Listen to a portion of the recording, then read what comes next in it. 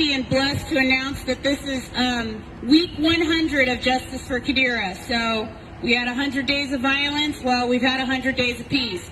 Not that the media is interested in promoting peaceful protest, as we can all see.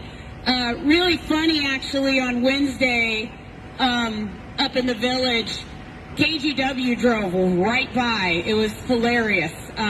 Just kind of looked at us and kept on going, because they don't want to promote unity, because promoting unity amongst human beings means that the people who are in power right now, who have plans to, you know, pretty much get rid of everybody because they need so much, they don't want people taking back their values. So, you know, promoting these ideas on the media that people actually matter, that's just not something that they're interested in doing.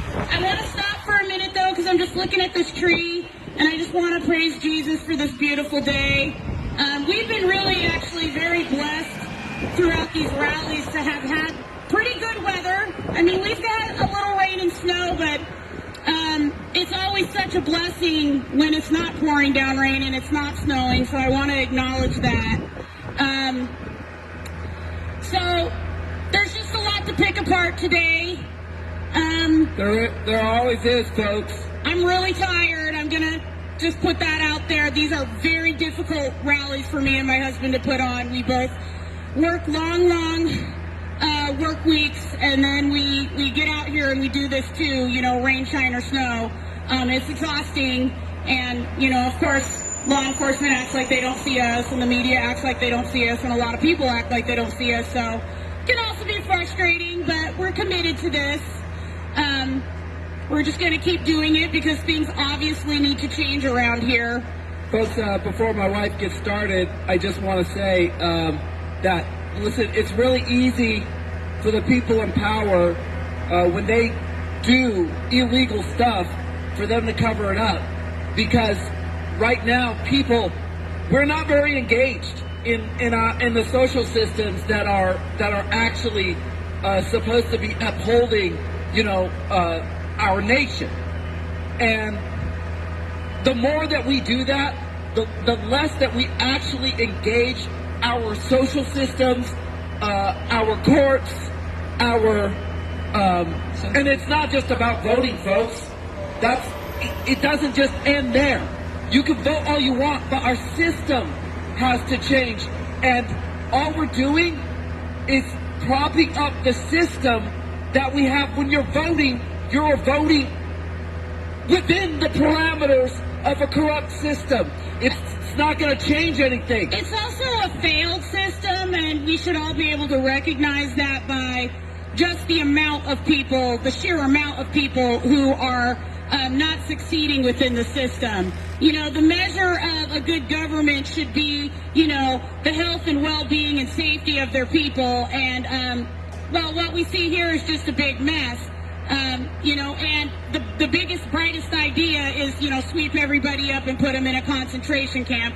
And, of course, that's what the wealthy people want to do because they feel that that's just the easiest thing to do because they think everybody's garbage, which is really wrong. I don't want to forget to say this. I'm glad they punted the vote on these, you know, funding these concentration camps because as far as I'm concerned, they need to just give all the money to the Move-In Multnomah program. The Move-In Multnomah program was a great program. It was pairing landlords who needed renters with people who needed homes. Wow. That's a bright idea, right? It was a great program. It was housing people within the 1 to 3 weeks. I mean, it really got a lot of people off the streets pretty quickly, but the program, I think it had about $4 million. It ran out of money. What I've read in the most recent article about it is they need about $80 million to get about 5,200 people off the street. And from what I understand, there was a lot of landlords actually stepping forward to participate in the program because it was guaranteeing rent, guaranteeing to pay for damages, and it was providing a liaison between the renter and the landlord. To me, that's the simplest solution. I don't know why the businesses don't get together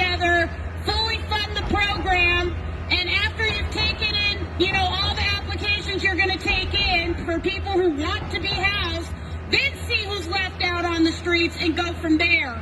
But again, Justice for Qadira is completely against concentration camps for people. People are what is valuable, not just the resources here on this planet, which I don't really understand. Again, this idea, with climate change, that just the resources matter and people don't, because this is all God's creation and we should be taking care of all of it, and we should be really working very hard to take care of people, because taking care of people can really be a benefit to other people. That's who's built everything here, is people working together. So we see that people can be very, what's the word I'm looking for? Useful. Yeah, people can be very, very useful when they're treated like they matter. So giving more people the opportunity to participate in society in a meaningful way, we need to be working on that. And folks, if we don't start challenging the foundation of our society, we're never going to see any real change. We're never going to see any genuine change. We can vote in whoever we want, okay? But the fact of the matter is, if we don't switch the goal from taking care of money to taking care of people, nothing is ever really going to get good here. So I wanted to, though, why we gather down on this corner, why me and my husband come down on this corner is, why we started coming down here is because we are obviously protesting the abuse and torture of our daughter.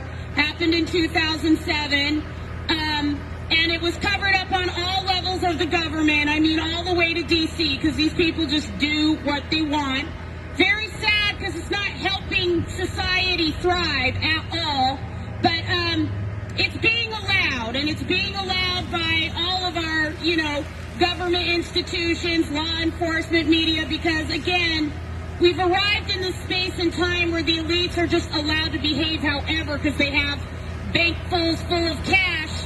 And most importantly, folks, it's being allowed by us, okay? You are what is valuable. That means that you are actually the authority. The authority that these people claim to be using, it doesn't come from them. It doesn't even come from the Constitution. It comes from you. It comes from you, because you are what is valuable. And they know that, but they don't want you to know that. So they keep on lording over you like you have to be listening to them, but that's just not the truth. Thank you.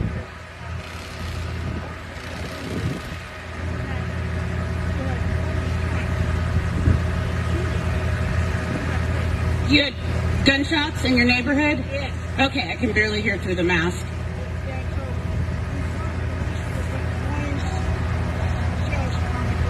And they didn't come?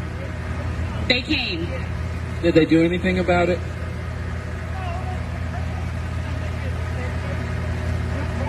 What can they really do? Okay, so folks, our police, law enforcement, Thank you.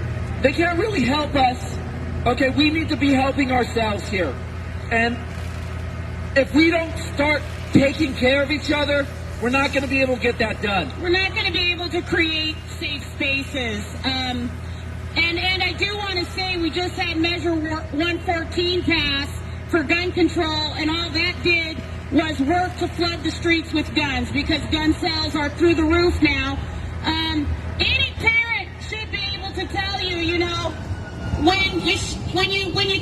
when you tell your child no, well, they're going to go rushing to do that thing. So that's what's happened with the passage of Measure 114. The streets are actually being flooded with guns. And because people don't know that they're valuable, they're probably going to pick them up and use them. On each other, folks. On each other to gain access to resources, so on and so forth, because they're not being treated like they matter. But before I completely get off and talk about other things, this is a very important article.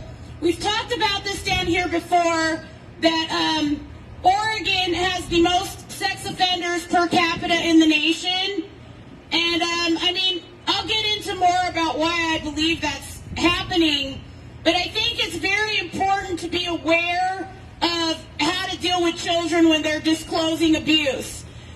This is very important because if your child is abused, if you are abused, you know, you may not get help from the proper authorities. I'm not even sure there are any proper authorities anymore because people are so blinded by the money. You know, if it benefits them to cover it up, that's what they're going to do. Folks, we went to all the proper authorities and we didn't get any help for our daughter. And we're still not getting any help. Right, because they're not going to acknowledge this because they feel they don't need to.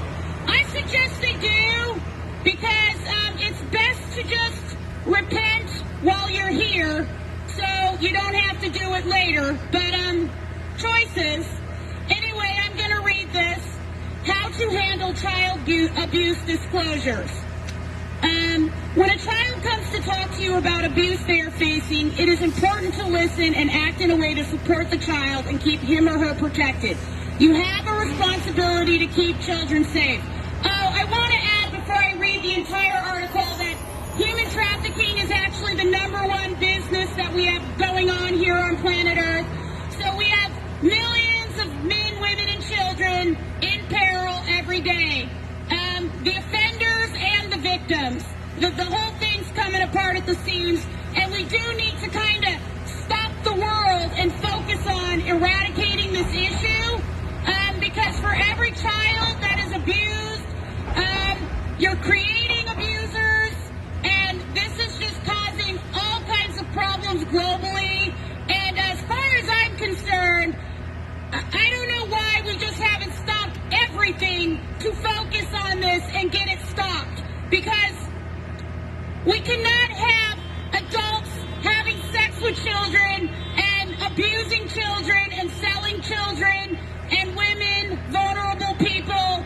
All kinds of people get sold into this trade. And the majority of the reason why that is happening is for money. It's all for money. It's for money. It's 100% for money. So I'm going to read this, so hopefully those who are listening, you know, if you can help a child, then please do. Because this is definitely not information that me and my husband, we didn't get any kind of help from the authorities when our daughter was abused. We really just tried to manage this on our own. And we've done what we can to help our daughter, which is why she's still with us today, because she always was our main focus. But I want other people to feel like they have the tools, because we need everybody's help. Because we're all here together. So not just one person is going to solve this problem. So I'm going to keep reading because I want to get through this. Types of disclosures. Disclosures can be direct or indirect. Most likely a disclosure will be indirect, which can mean the child does not share the details of the abuse without being prompted, or does so in a roundabout way. An example of this is, sometimes my stepdad keeps me up at night. A disclosure can also be disguised. For example, I have a cousin who is being abused. In other cases, the disclosure can be through hints or gestures, or even through another child. My friend told me. The child is hoping that a caring parent or caregiver will get the hint they are offering. Recognize the clues. It is important to recognize the possible clues so that further questions are asked. Most children who disclose want the abuse to stop. When the disclosure is missed, they may continue with additional hints or not. For many abused children, a class presentation on child abuse prevention is the first time they realize that what happens to them does not happen to everyone. Some children may try to protect the abuser, especially when the abuser is someone they love. Support the child. If a child does disclose abuse, never forget how hard it is for him or her to tell someone about the abuse. It is hard to hear from your child. It is hard to hear your child has been abused, and your initial reactions may be to not believe or show shock or horror. But it is important to support the child and help him or her to disclose. Acknowledge his or her courage in speaking out. If you work with children, have a plan for supporting a child who discloses to you through the reporting period and in the days that follow. Regardless of how the child discloses, recognizing the possibility the child is being abused, believing the child, and discussing the situation with him or her further will, in most cases, bring out further details. Okay, hold on a second. During disclosure, number one, avoid denial. A common reaction to a child's disclosure is denial. Respect your child by listening to what he or she has to say and taking what your child says seriously. Believe what your child is telling you. Number two, provide a safe environment. Make sure the setting is confidential and comfortable. Avoid communicating with shock, horror, or fear about anything said, even though what you are hearing is likely shocking and horrifying. Your child may interpret your reaction as you being shocked and horrified by him or her and shut down. The child needs you to be confident and supportive. Speak slowly and maintain a calm demeanor. Tell your child he or she is doing the right thing and that you will do what you can to help them. Number three, reassure your child. Reassure your child that he or she did nothing wrong and that you believe him or her. Number four, listen and don't make assumptions. Listen more than you talk and avoid advice giving or problem solving. Don't put words in your child's mouth or assume you know what he or she means or are going to say. Let your child use language they are comfortable with. Let your child set the pace and don't rush them. Number five, do not interrogate. Don't ask the child a lot of questions, especially leading questions, which means a question in which you provide a possible answer. Example, did this or that happen? Were you at school? Did your uncle hit you on the leg? This can be confusing for your child and he or she might shut down. Don't ask your child for details. This can make it harder for your child to tell you about the abuse. Listen to the child, letting them explain what happened in his or her own words. Don't stop your child in the middle of the story to go get someone else or do something else. Limit questioning to only the following four questions if the child has not already provided you with the information. What happened? When did it happen? Where did it happen? Who did it? If the relationship of the abuser is unclear, also ask, how do you know them? Number six, make no promises. Don't tell your child that you won't tell anyone what they tell you. Your child will have fears about what will happen next. So tell your child what you are going to do, what is going to happen next, and who else they will need to talk to. This will help your child feel some control over what happens next within the boundaries of the law. Number seven, document exact quotes. It may be helpful to write down exact quotes of what your child said in case of the involvement of other parties, such as school or child protective services. Number eight, be supportive, not judgmental. Don't talk negatively. Even though your child may be disclosing terrible things that may have happened at the hands of a family member or friend, the child may still love that person and may only be just beginning to recognize that he or she was abused. Reassure the child that he or she is not at fault and has done nothing wrong. Don't ask questions that imply the child was at fault. Don't make the child feel responsible for the abuse. Why didn't you tell me before? What were you doing there? Why didn't you stop it? What did you do to make this happen? Are you telling the truth? Number nine, have an understanding about abuse and neglect. Know the four kinds of child abuse: physical, emotional, sexual, and neglect. Number 10, report any suspicion of child abuse and neglect. If you suspect that your child or another child is being abused, report it to the proper authorities. When reporting child abuse to the appropriate authorities, it is important to have the following information: what happened, when it happened, who did it, and their relationship to the child. You will be asked for some identifying information such as your name, address, where you work, and how the child is clothed. All of your identifying information will be kept confidential. Remember, it is the responsibility of adults to take action and keep children safe. The only problem with this article, obviously, is the proper authorities. I don't know who those are. You know, when we reported the abuse of our daughter, they immediately took advantage of the fact that we didn't understand what was going on. I can't explain to you how I felt that night when we took our daughter to the hospital, but we were turned around so fast and thrown out of the hospital so fast, there really was no time to think. And then tasked with taking care of her wounds. Do you want to turn the sign? That was also very difficult. So for our family, we just did not have the experience of a caring, loving, environment here in in Portland, or the modern world, so to speak, because certainly for the wounds she experienced, there was medical care available. It just was not given to her.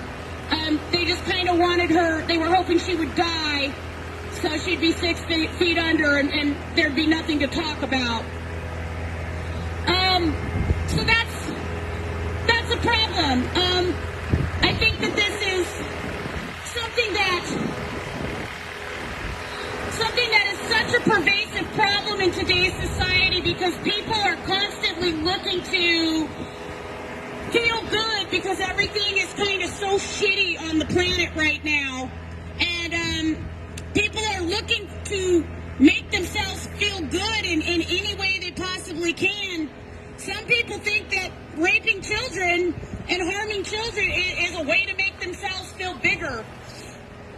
And I'm just telling you right now, for every child that is abused, if they are not handled appropriately and cared for appropriately, which is why this article is so important, then you may turn the child into an abuser. Because if a child is abused, no, I'm going to hang on to this. If a child is abused and nobody cares, then there's a good chance that child is going to grow into an adult that is an abuser. Whereas if a child is abused and people show they care and help the child, then you can have, much better outcomes.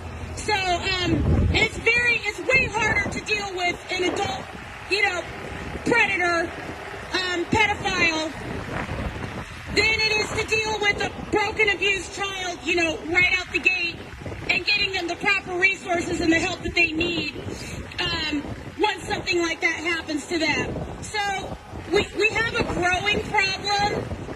We also have a growing problem because it's just become acceptable, I guess, for human trafficking, the selling of people, God's creation, to be, this is just fine. It's a $150 billion industry, and we're all just going about like, it's business as usual. We have a serious sex trafficking problem here, just in this city alone, all up and down our I-5. It's mostly women and young girls that are getting kidnapped into these trades or lured into the trade. But men and young boys, they also are, being lured into this lifestyle or trapped into it, kidnapped into it. And it's something that we need to get a handle on, because the more of these people that we breed, the worse, the more unsafe our communities really are. And these people do truly need help. They really, truly need help.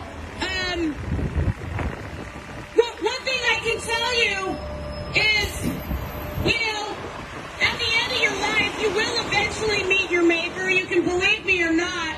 But once you've done, so many terrible things, and especially harming children, and not taking responsibility for it, it will be basically impossible for you to forgive yourself. So the keys to heaven are forget it. You're not going to go there. You're going to choose not to go there. And because you can't, how do you reconcile that? So we want to help people not engage in that behavior.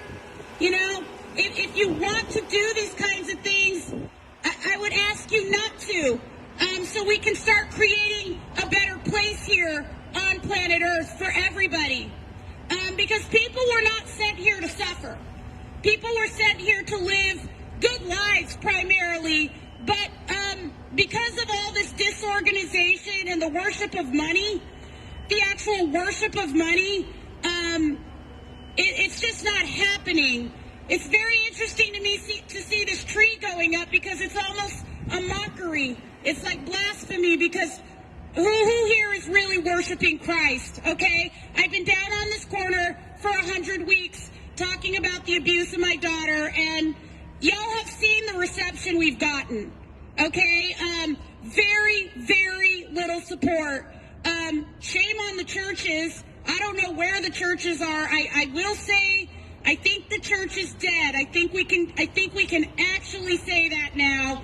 The Christian churches, the mosques, the synagogues, full of people who just want money.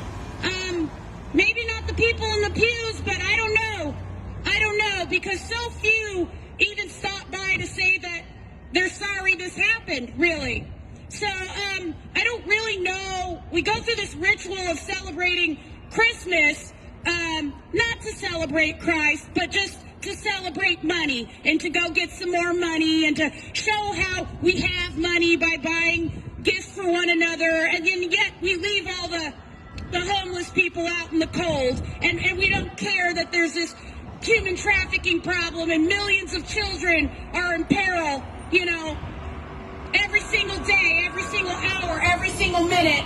I would actually suggest that this year people have a poor man's Christmas. Buy nothing, okay? And just appreciate the people around you. Because that's what we're losing right now. We are losing people to depression, to anxiety, to addiction, to deviancy and criminality, because people are choosing to engage in these activities that are destroying their bodies and their minds and their souls, because they don't feel like they matter at all. And that's on all of us. I remember back in 7th grade, I had this really great teacher. Her name was Mrs. Lewis. I'll never forget her. But one year, we all took this test, and we all got an F. And it was in my language arts class. And the way she handled it, I thought was just so amazing, and it stuck with me my entire life. I'm 45 years old, and I'm thinking about this even now. But she took the test, and she walked up to the front of the classroom, and she ripped it up. And she said, you know what? It's my fault. We need to redo the test, and I need to reteach, some of these, the things that we were supposed to be learning. And she did that. And we all took the test a couple weeks later, and everybody passed. So, we could start that here in Portland. One of the things I'm out here proposing is, come on, just fund the Move in Multnomah program and let's get everybody off the street. We could probably get it done by Christmas. We could get the vast majority. They said they need $80 million. Ted Wheeler said he's already got $27 million. What's the problem? There were people stepping forward saying they want to do this.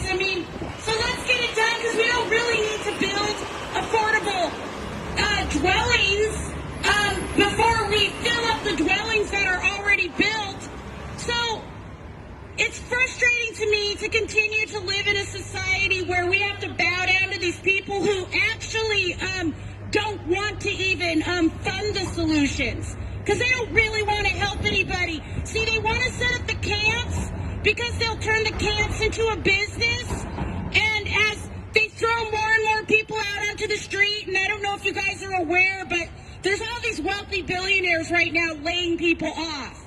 You got Elon Musk, Jeff Bezos, GM. I don't know, all these companies. I heard Walmart's going to start laying off, and they're doing this, you guys. They'll put out a bunch of reasons, but what it really boils down to is their profit, and his name is Yuval Noah Harari. He's in Israel. He says that the vast majority of people on the planet are useless. And I've just started researching his work. I'm reading his book right now, and he just doesn't like people, okay? And he doesn't like animals. He doesn't like God's creation. Now, he likes resources because those automatically do something for him. The water will quench his thirst. The wood will build him a home. The fire will keep him warm, that type of thing. But he doesn't really see the need for people. And over here, what we believe, and we believe this about our daughter, about all of our children, is people are what is valuable. Even the broken people, even the people who are completely have just, kind of just behaviors they know is wrong, even those people can be redeemed. But we've got to work together as a team to start recognizing people as what is valuable. They met over on Mount Sinai, or close to Mount Sinai. We had a bunch of religious leaders, so-called religious leaders. That's what I say. Because, you know, after doing these rallies for 100 weeks, I'm sorry, but the religious community to me, and I'm calling out all religions right now, and none of you have been there for me. I feel God's love. I feel the love of Christ, but I don't see the religious community coming down here to lift a finger, and I find that to be very, very interesting. Not to pray with us, not to advocate for our daughter, not to advocate for resolutions, and they're doing that to many people. So, the churches have been infiltrated. They've become businesses. You know, they're just there getting money, and they're not really trying to really alleviate the suffering, as, you know, I think all religious text tells us to do. You know, we're supposed to be loving our neighbor. People may think that what me and my husband are doing down here is not loving or kind, but sometimes you have to give people tough love. So the people that harmed our daughter, the people that covered up this crime, they need to repent. Otherwise, they're not going to be able to evolve. And it's not a good thing, actually, to let them keep this covered up, because eventually they will have to deal with it. You don't just get away with stuff, you know? That's just not the way it works. You can't just harm people and harm people and harm people and think that, you know, there's never any kind of price to pay. Folks, because there are higher courts in the universe than just on our planet, okay? Spiritually, you will find that out.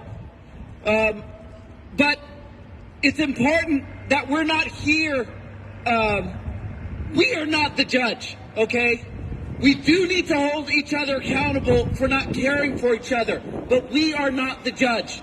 What we need to be doing is focusing on caring for life, okay? And when people do what is wrong, we need to redirect them towards what is right, and that is caring for life, caring for people. And we're not going to be able to get that done if we cannot identify what is actually valuable, what actually matters. And that has to be people. Our society was started by people, okay? And it's run by people. So why isn't our society actually about people? Why are we not the focus of a society that we created and are running? So I wanted to talk more about these faith leaders gathering, by Mount Sinai. They were trying to reenact the whole biblical reception of the Ten Commandments, and they came up with their own 10. And I think it's all very interesting, all this climate stuff, because it's like, this is what these people want. You're saying we should worship the resources and care for the resources, and people aren't part of that? That really doesn't make any sense to me, because this is all God's creation, and the only people can do something for you. Like, I mean, if we're ever going to resolve this, we need more people to demand, accountability on this issue. So, I can think of a million other instances where it's been people, who have been there for me, throughout my life, and I'm sure other people, you think about it, you need people, and you can't just start arbitrarily, saying that people don't matter. Like, everything here matters, but not the people, because, that's what I'm seeing with this climate stuff, is that, it's people who are being targeted as the problem, and that's unacceptable. Yeah, these elites are making a case for us being the problem. And we are not the problem, folks.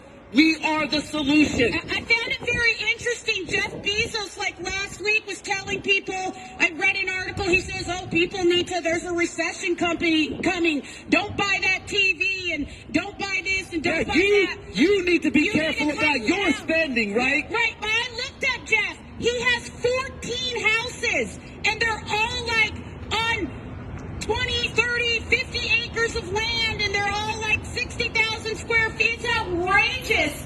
The amount that this one man, I don't even know if he has kids, is using. So Folks, look, just critically thinking the hypocrisy of these people telling us that we are the problem when they're out there just doing whatever they want to do and also, with impunity. And also propagating this idea, the Industrial Revolution, like what that started about 100 years ago, we're not running out of anything. That's not how God set the place up. And it's really ridiculous, that we'd all be thinking that, because if we were really running out of everything, then why would there be people that have 14 houses? Why wouldn't they want to? Can Jeff pare down to one house to show his real concern? Probably not. Can Bill Gates, can all these wealthy elites, Elon Musk, all these people that have literally, they're locking up all the resources, which they're never going to use. I think that's the thing that's really heartbreaking to me as I watch people suffering, and as I watch our city council sit there and act like they can't come up with $80 million to fund this program. I bet you could have these streets cleaned and people actually, excuse me. Hey, how's it going? Nice to see you. Actually, getting people housed and reintegrated back into the community in an appropriate manner and making those connections, the solution's already there. They don't want to fund it. It's easier to launder the money through the camps where the people will just, freeze and starve because they're outdoor camps. People won't want to reintegrate back into anything if that's how you're going to treat them.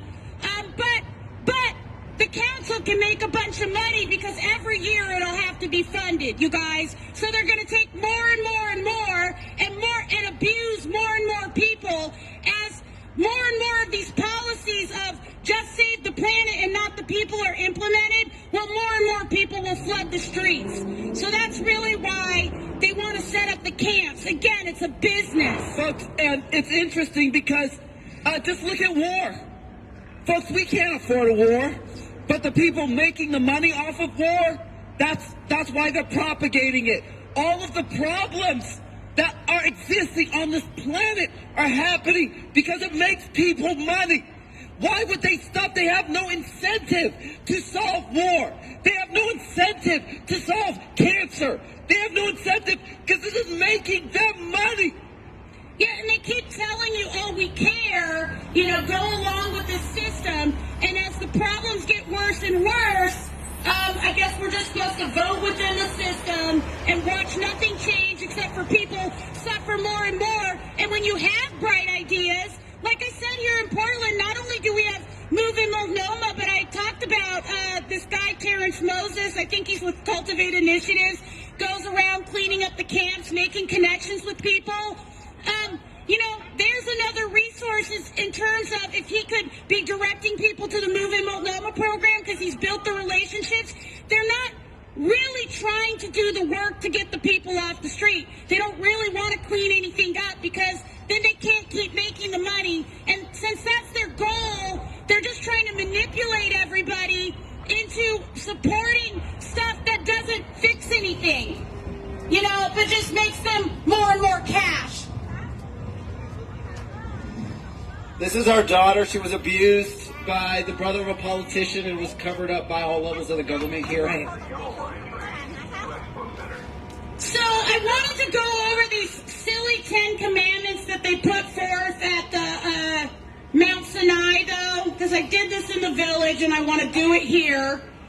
This is what they came up with, and this is supposed to be, the top world religious leaders and the top thought leaders, this and that. They gathered at Mount Sinai. They broke the tablets. The whole thing was really ridiculous. But here's the 10 principles of climate repentance, because, we're all supposed to repent, even though many of us... But not the rich people. But many of us are hardly using anything. But okay, this is what they came up with. We are stewards of this world.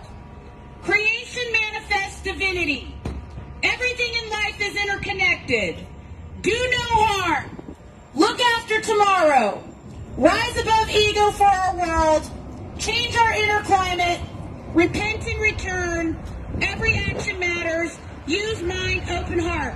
And like I said, these are just philosophical gobbledygook. There's no real direct action here that anybody can latch onto. My number one commandment right now would be stop having sex with the kids. Stop abusing the kids, because you're making things so hard on the planet, because every time you're defiling a child, you are creating another person that is so broken and so harmed and so far from even beginning to try to have a relationship with the life around them, because they've been so harmed and defiled. If they're not, treated correctly after that, then these problems grow and grow and grow, which is why this is our number one industry, along with slaving people, because that's the other industry we have going on the planet, is a big slave operation, which our corporations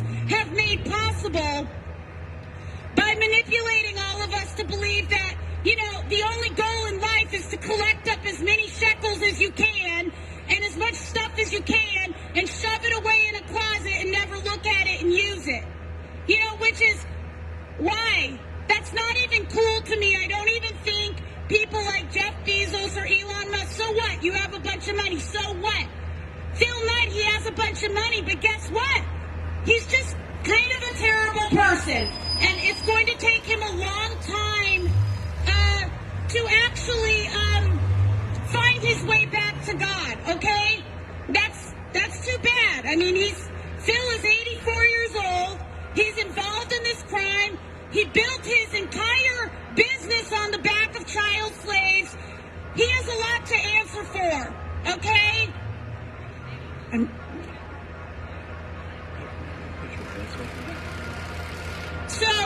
Folks, what I want to say about these 10 principles of climate repentance is, notice how they did not say anything about people being important. Okay? That's a problem.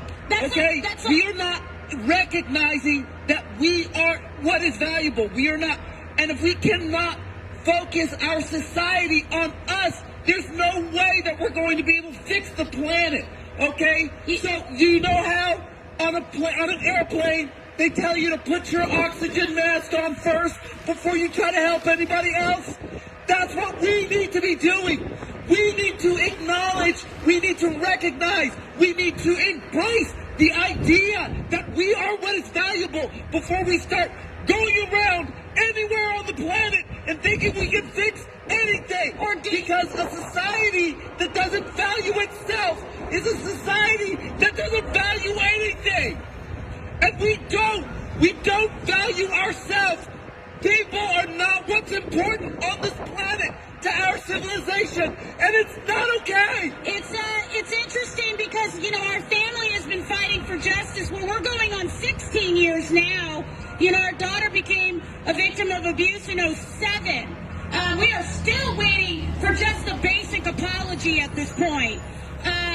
These people just want to have been involved with this. Your government wants to be involved with covering this up, and they still want you to come to them for help, which is ridiculous. You know what I'm saying? Like, they can't even take responsibility for their actions at all, which is why this place looks this way. So for me, folks, I can't trust these people. Okay? When I go to the courtroom and I look at the judge, I see a joke. Okay? I don't see an authority. And I'm scared when I go to the hospital because I don't know if these people are trying to kill me or harm me. And we cannot trust these people because all they care about is money. They don't care about helping people. Or people are just so frightened by the system that they're just willing to do its bidding. We saw this in Nazi Germany. It was just, I was just following orders. Well, this is a critical time on planet Earth. And if we're all just going to be following orders, well, then you'll be following the prophet, Yuval Noah Harari. He is the prophet for the elites. Look him up. He's already deemed everybody. He said the vast majority of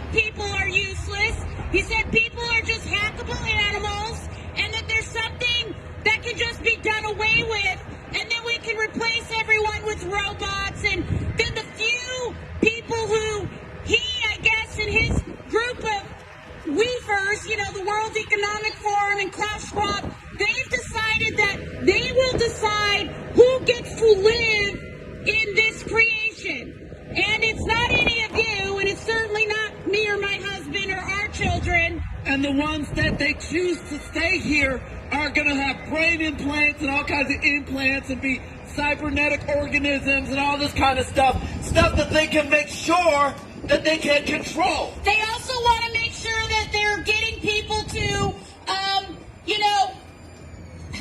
I don't know how else to put it, rip off their body parts so they can't procreate. They like pushing that message because, again, they don't want any more people. And hey, you guys, the proof is in the pudding, Chuck Schumer just came out last week and said that we need to give every illegal immigrant citizenship right now because the birth rate in the United States is so low.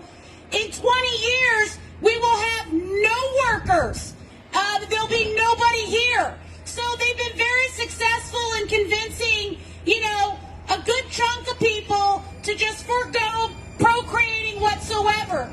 And that's sad because that is how the human race has gotten this far. We need to be procreating and we need to be taking care of what we create. So, me and my husband, we feel very blessed and grateful that we have the opportunity to keep getting out here, and we're going to keep getting out here. It goes back to what happened to our daughter. That's why we do this. We believe God saved our daughter. We do not feel that God has abandoned us at all.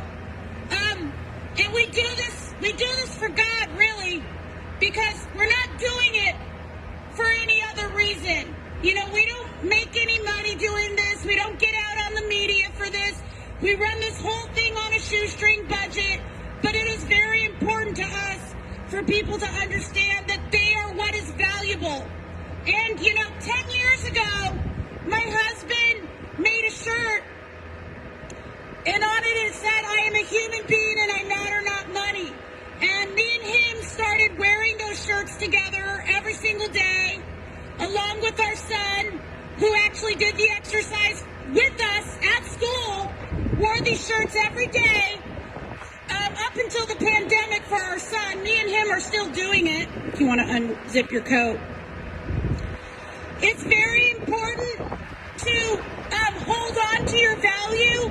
We wouldn't be able to be out here if we didn't recognize our own value. We understand that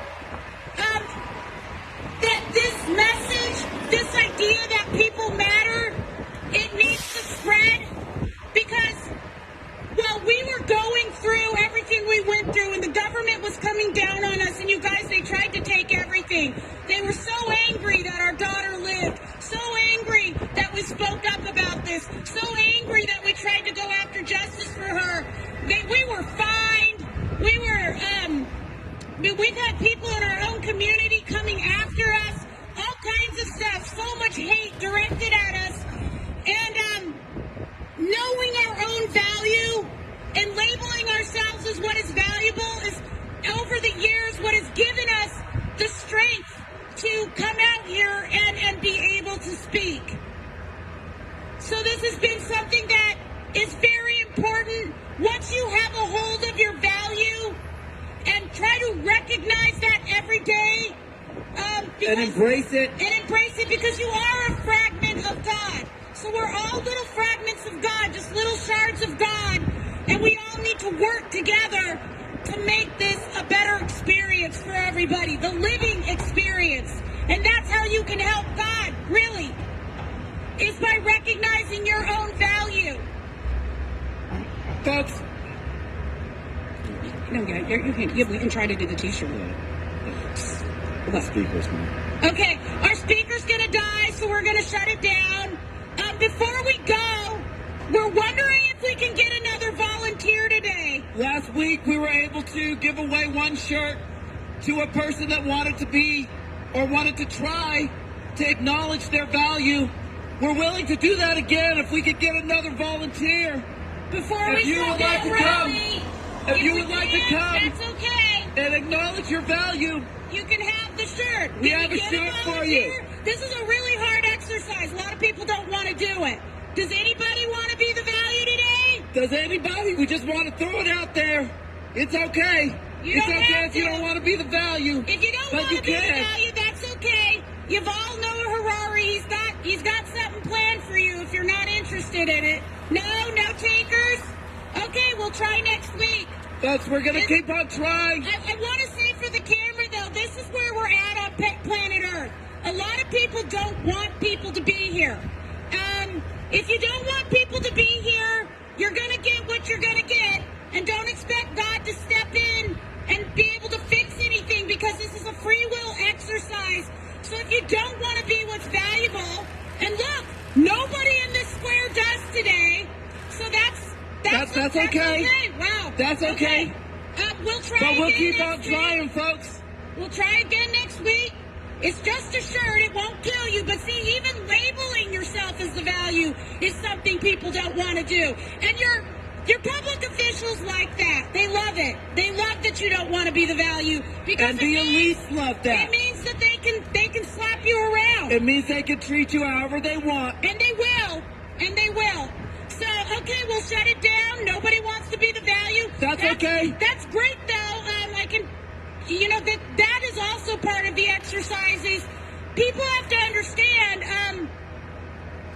if you don't want to take back your value, if you don't want to recognize your value, if you're so broken or you've done so many things in your life, which means that you don't feel like you matter at all, well, and you can't even try to recognize that, that's the journey you're on. Eventually, as you make your way through your soul journey, part of that is recognizing your value. So I'm sorry nobody wants to be the value today. That's a sad thing. But we want to remind you that you are the value. Okay? Even if you don't want to claim that, but again, you still are the value. It's more powerful if you acknowledge it and embrace it, then it actually starts working for you. But until you do that, okay, we're going to be down here telling you that you are the value. I also want to acknowledge Takana Ocean Love, because she came and she agreed to be the value last week, and it was really amazing to watch her do that. Because it's a very difficult exercise, and anybody that steps forward to do that, I think that that's a beautiful thing. So we'll try again next week. If nobody wants to do it, that's okay. You can only offer somebody their value if they don't want it. You don't want to force it. And I hope people understand that's why this world looks pretty messy, because lots of people don't want to be the value. They turn their back on that idea. They want something else to be the value. Money, generally. So we don't have any money to give you. Folks, that's only happening because that's what we've been trained, that's what we've been taught to do from a young age, and it's not right. Okay, it's not right, so we need to fix that, and we're not going to fix it by not acknowledging our own self-worth. So that's something me and my husband are going to start doing. We're going to start offering a shirt every week. Costs us $25, but we're willing to put our time and effort into this, as you can clearly see, because we do this because there are just things that need to be said. This world needs to change. There needs to be a lot less suffering. And the only way we're going to get there is for people to recognize their value. So again, we'll try again next week. Sorry nobody wants to be the value. I'll tell you what. So let me show you. I'm the value today. And I'm the value today. I'm the value every day. I never tell myself I'm not the value, because it's not productive, okay? So folks, I'm not gonna let my public officials ever tell me I'm not the value, but if you're welcome to do so. So we'll end it with our affirmation. Folks, we're going to shut it down. We're going to let you enjoy the rest of your day, but we're going to leave you with this, folks, because it's important that you know this, and it's important that you understand it, and it's important that you embrace this idea. Exactly. It goes like this. I am the value. You are the value. We are the value. I am the value. You are the value. We are the value. I am the value. You are the value. We are the value. It's funny, too, that you really can't give somebody their value. They have to want it. If you don't want your value, well, then you're going to get what you're being served from your public officials. And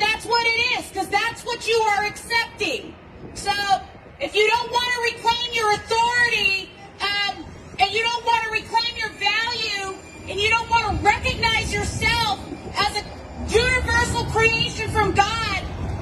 Nobody else can do that for you. That is something you have to do. So again, we'll try it again next week.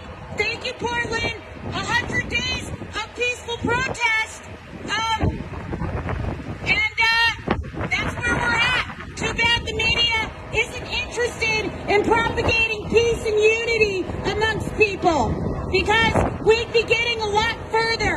So I hope people want to stop living in a hellhole. But if you want to live in a hellhole, that's your choice. Because you're a free will That's being. okay. You're You a can free do whatever will you being. want, folks. But I still don't understand the worship of the Christmas tree and Jesus and all that when most people don't even mean it. So, okay.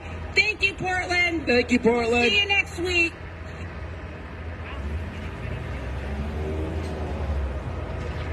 Keep doing it.